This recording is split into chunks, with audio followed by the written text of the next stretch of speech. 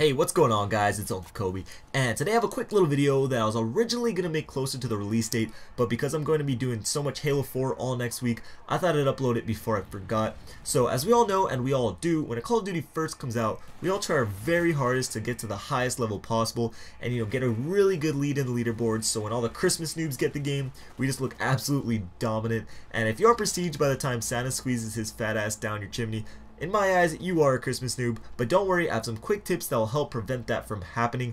These tips are for right out of the box gameplay, things you want to know going into it before you have even played your first game. So these pro tips, as David Vonderhaar called them, were given to help you in your race to prestige. Now some of these are pretty self-explanatory and obvious, but a couple are actually quite helpful when you break them down. The first one, pre-order the game and you get a few days of double XP.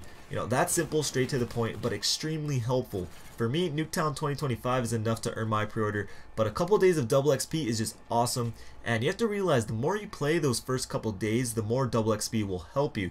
So yeah, if you play for an hour or two, double XP isn't that a big of a deal, but if you're going to do 72 hours straight like me, that double XP is going to just be huge, so just keep that in mind. I know most of you have lives and enjoy seeing sunlight, but if you don't, definitely take advantage of that. So the next one is prestige the weapons you have success with. Each time you rank up a weapon, you get a small level XP bonus. And I know I kind of made a video already talking about this, but I leaned more to prestiging as many weapons as you can, but this tip that Vonderhaar gave us kind of tells us otherwise.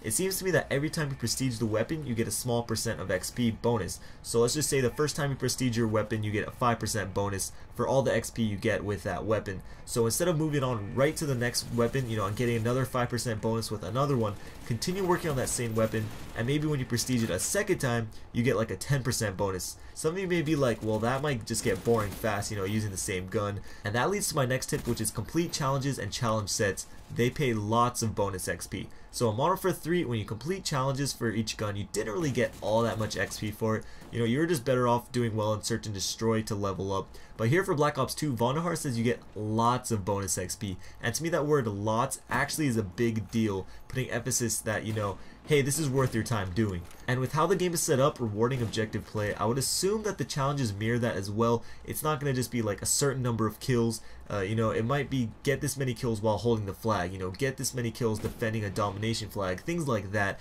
And this doesn't mean you're totally going to have to change your playstyle just to level up.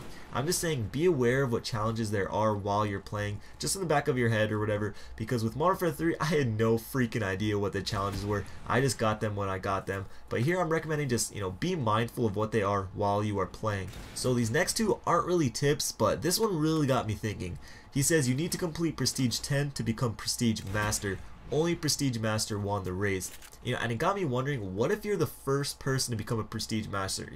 How awesome would it be if you got a one-of-a-kind title that no one else would ever have? Whenever you go into a game, kids are like, holy crap, J Nasty support Moab 420 was the first Prestige Master ever. I think that would just be awesome. I don't have any info to back that up. It's just more of a thought, but for all we know, it could be a possibility.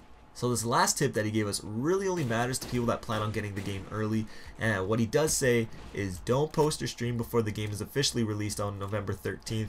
The race starts then and not a minute earlier. So that's obvious. You're not allowed to post gameplays until it goes public, unless you just go YOLO like me, and just try to cheat the system, but I have no plans of doing that anymore. But anyways, what interesting is, he doesn't mention playing the game early because, a lot of developers, they all know you're going to get games early. There's no way around it. It's going to happen. But with Halo 4, even though I have the game early, I am not going to play it because Microsoft basically was like, yeah, I'm going to ban all you guys that played it early. And I know majority of those were not legit copies, but still, to me, it's just not worth it.